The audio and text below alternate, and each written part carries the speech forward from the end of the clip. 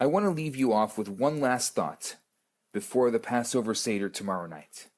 We traditionally end the Passover Seder with the wish, next year in Jerusalem. Everyone screams it out. But what if you're living in Jerusalem? Do you say, this year in Jerusalem? Or do you just leave it out?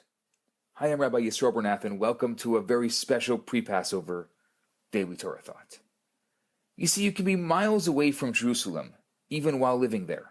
And you can be on the other side of the world, but only a step away, because Jerusalem is much more than a city. It's an ideal that we are struggling to reach. The Jewish story can be summed up as a long journey from Egypt to Jerusalem. Beyond being just geographical locations, they symbolize two opposite spiritual states. The journey from Egypt to Jerusalem is a spiritual odyssey. Both as a nation and as individuals, we have always been leaving the slavery of Egypt and heading towards the freedom of the Promised Land. By analyzing the psychological Egypt and the inner Jerusalem, we will see how this is a road that we're still traveling. It's all in the names. The Hebrew name for Egypt is Mitzrayim, which means limitations, restrictions, obstacles. It represents a state in which our souls are trapped in our bodies, enslaved to material desires and tied down to physical limitations. It's a world in which righteousness, justice, and holiness are held captive to corruption, to selfishness, and to egotism. The word Jerusalem means the city of peace, a place of peace between body and soul, between heaven and earth, between ideal and reality. When our body becomes not a prison for the soul, but rather a vehicle for the soul's expression, when we live our lives according to our ideals rather than our cravings, when the world values goodness and generosity over selfish gain, then we are in Jerusalem. We are at peace with ourselves and with the world. Imagine for a moment you're in your car, stuck in heavy traffic. You're late for an important meeting, and you see someone struggling to enter your lane from a side street. You're faced with a choice: to be kind and let them in, or to remain preoccupied with your own pressing needs and to drive on. If you do not allow them in, justifying yourself by thinking of how late you are, then you're still in Egypt. Your selfishness has overtaken your goodness. But if you overcome your concern for your own needs and you let them in, you have just left Egypt. With this small act, you allowed your innate goodness to prevail over your instinctive selfishness.